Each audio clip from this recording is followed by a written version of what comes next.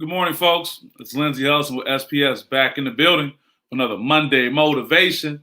Let's get this Monday morning started. I'm looking at the weather report. It's saying 80-degree weather. What? Went from rain to hot weather. Well, this is Michigan.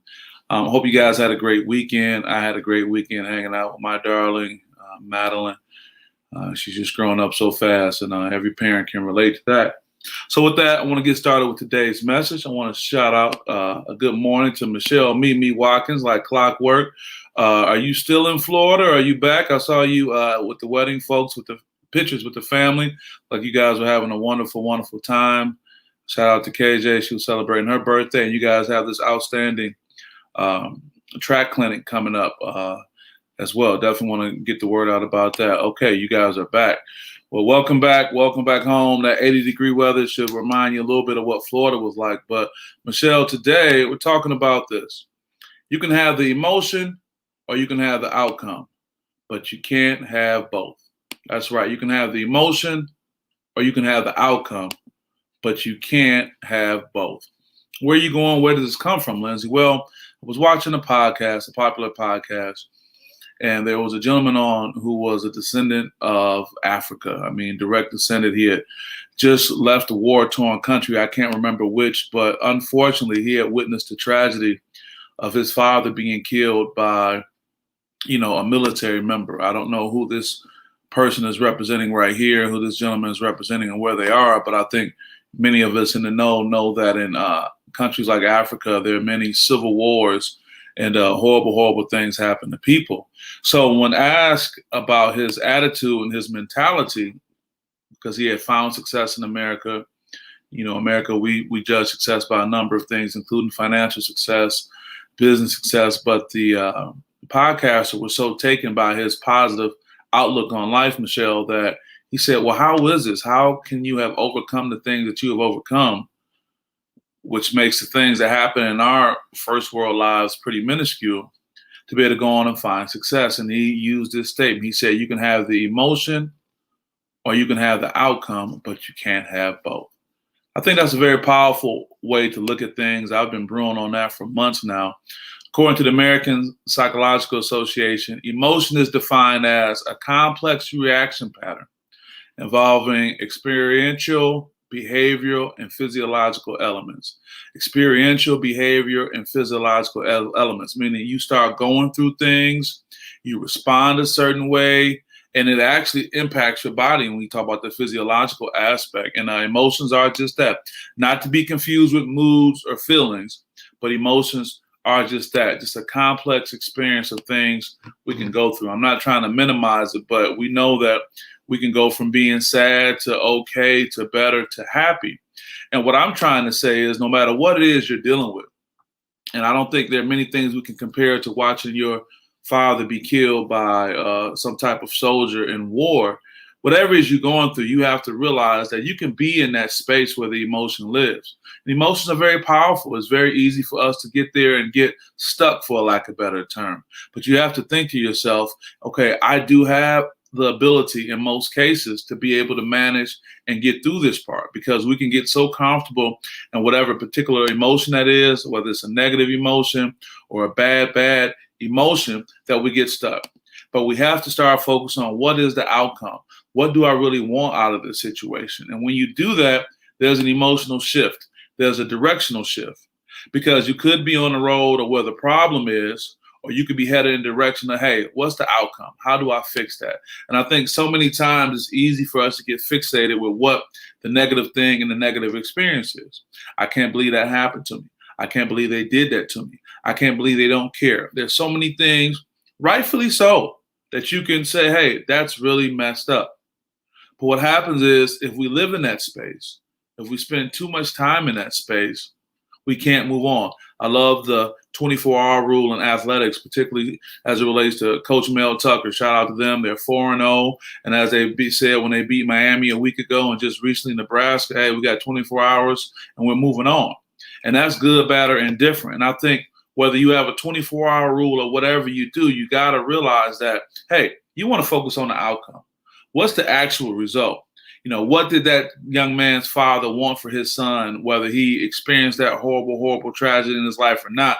He wanted his son to go on to be successful, go on to be independent, go on to make a way and live his dream. What all parents want for their children. I'm a parent. I said that at the outset. I want that for my daughter. I know Michelle wants that for her children as well. But the reality is this. You cannot get stuck in the emotion. Now, sometimes it's really hard to get out of that. Sometimes there are other societal factors and stimulus going on that keep us there. But I just think, as I said weeks and weeks ago, believe that you're pre-approved to be successful. Believe that you're pre-approved to have a greater opportunity despite the hardships and the things you have to overcome. Believe that, because if you believe that, you'll start focusing on the direction and heading in the road of the outcome. You'll start looking at the remedy. How do I fix this? Instead of going in the direction of the problem. You see how problem and remedy are two opposite directions, polar opposite directions, east and west, versus going in the same direction. So easier said than done. We all have things that happen in our lives, and sometimes it seems like the things pile on. And I'm not trying to make light of those things or the challenges that we face day in and day out. However, I'm saying our brain is equipped to create those neurological pathways and say, you know what, I got a problem. First of all, let me say at the end of the day, this is going to work out. Let me just come to that conclusion right now, no matter what. And when I start with that attitude, I start looking, and you have to give credit to the subconscious mind. You have to give credit to your brain working where you're not even thinking about it. You have to give credit to this amazing, amazing thing that God has given us to be able to figure things out, to be able to get through it. And if we can't figure it out, even still to have the ability to sustain, to be able to make it through until we figure the next thing out. Sometimes we're not going to always have an answer for everything. Sometimes we're not going to get the response we want when we want it. We're human microwave type mentalities. We want it when we want it, just like that, myself included.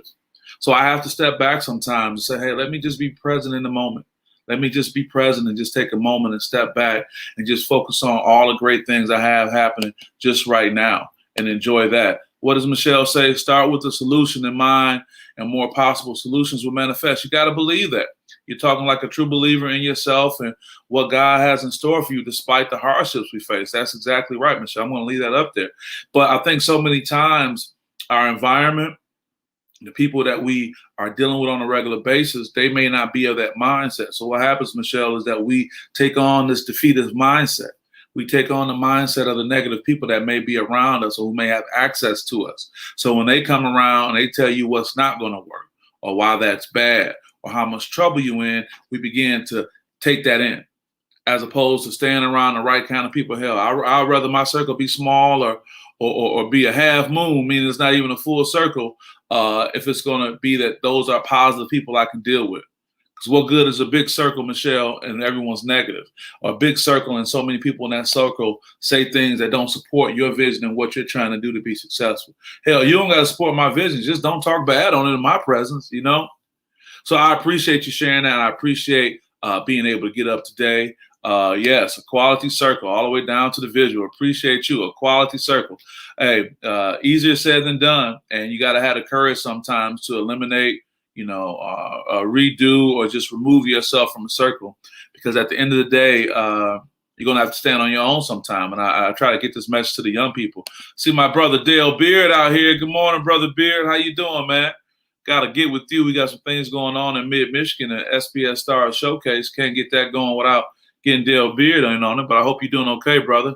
We're just talking about a positive message, man. You got to focus on, are you going to focus on the emotion or are you going to focus on the outcome?